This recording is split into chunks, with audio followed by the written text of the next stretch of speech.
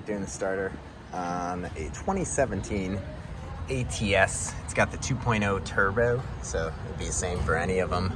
Our first step is going to be removing the intake. We got a bolt here, got a bolt here, got a bolt here, and we got a bolt here, and there's one you can't see, but it's right over there. I'm going to get the intake off, and we'll go to the next step. Taking off the intake neck, there's this little ring on here, and if you see it moves, you're just going to want to push the ring counterclockwise, and then it pops right off, and then you can unbolt the throttle body. I'm taking the throttle body off the intake just to have a little more clearance, but we'll keep going from here. Alright, so I found 5 bolts up top are easy. There's one down here. Let's see if I can show you. It's right there. Let me turn on the flash. Alright, so I loosened up the alternator here. As you can see, right over there. It's hard to see. It's right there. You kind of see it right dead center there. That is the last bolt holding the intake on. It's right above the engine mount. Really pain in the ass to do. As you see, I actually loosened up the alternator here. Slid it over. I'm going to try to MacGyver my arm in there. Alright, so got it out. Alright, here's that hidden bolt there. It's total pain in the ass. You can see it goes right there, or just way in there, but you can see everything blocks it from underneath. The intake blocks it from this side, so moving that starter forward, I didn't even take moving the alternator forward, I didn't even take it all the way out. Just enough to slide my hand in with a wrench, and I loosened it. But here's our starter. Now I can start taking the starter out. All of this just to get that starter. You see my timing chain video, I don't know, Cadillacs or fucking something else. When your car burns oil, but you don't know where it is, it's on them valves.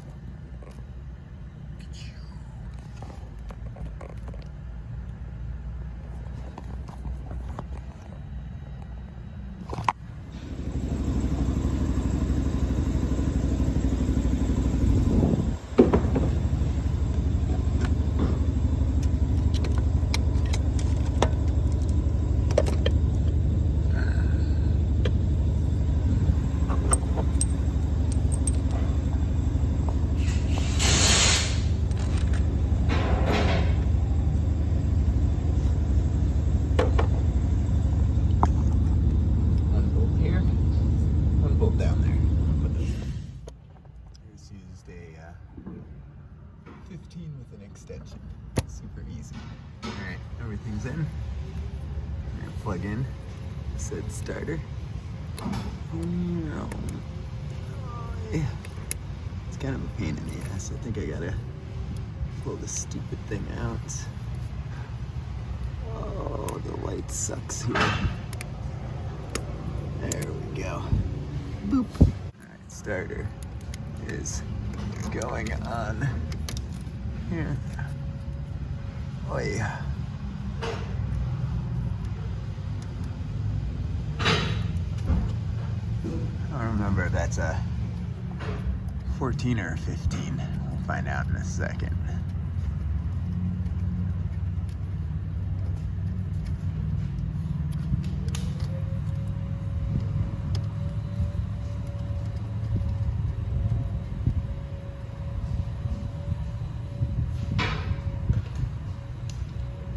Oi.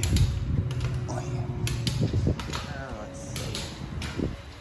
I don't think it's a 15. Don't touch that. No, not a 15. 13. So I think everything else is pretty good under here now. Now it's just a matter of moving everything and putting the intake back in. Yeah. So the intake actually goes in quite a bit easier than it came out. So that's actually really nice. But kind of move around all these. I know I got sensors that go there and stuff, but as you see, we just kind of push it down into place and then move everything out of the way. But I'm gonna use 2 hands, get everything in place, and then start putting everything back together. Seems lined up perfect.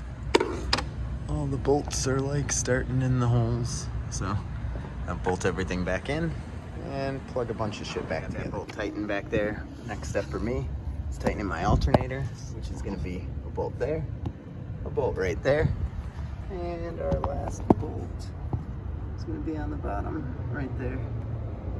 All right, and I'll put that in, and then I'll be back. So I got the alternator bolted in, plugged in the sensor right here.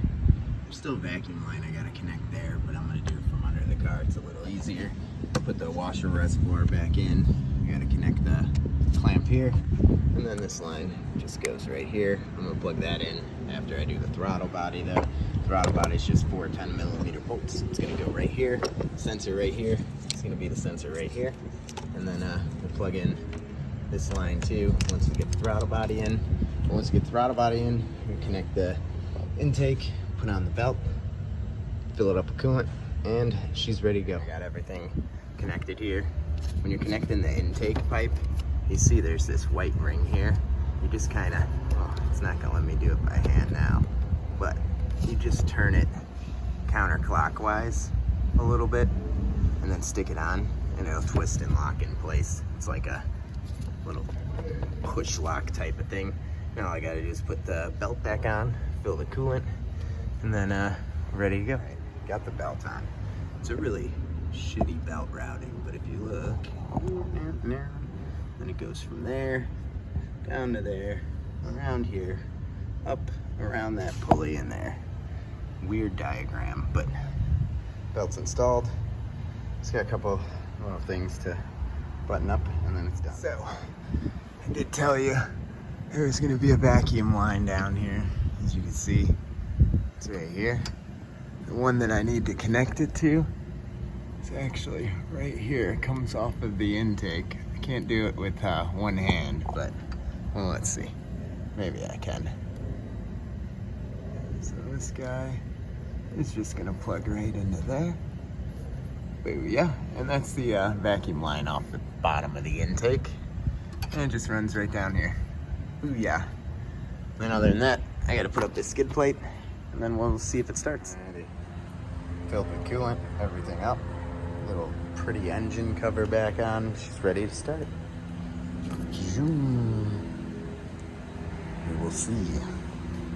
Fingers crossed, guys. Battery might be dead though.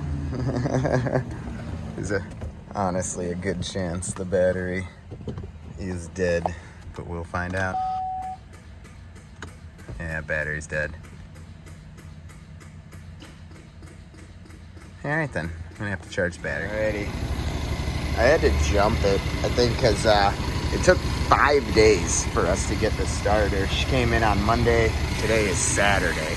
So it took us 5 days to get the starter. I guess GM's on strike or something, and we had the OEM one. That was the only one we could locate. But as you see, she is running great. It's a little shaky when I started it. It had a little bit of a miss, and after it ran for like 5 seconds, that went away. But everything looks good. It's a successful starter install. Had me a little worried when it wouldn't start, but figure, I guess, probably from the hood being open for so many days, it decided to die on me. So, awesome. Hope you guys enjoy. Hope it helps some of you, and see you on the next video.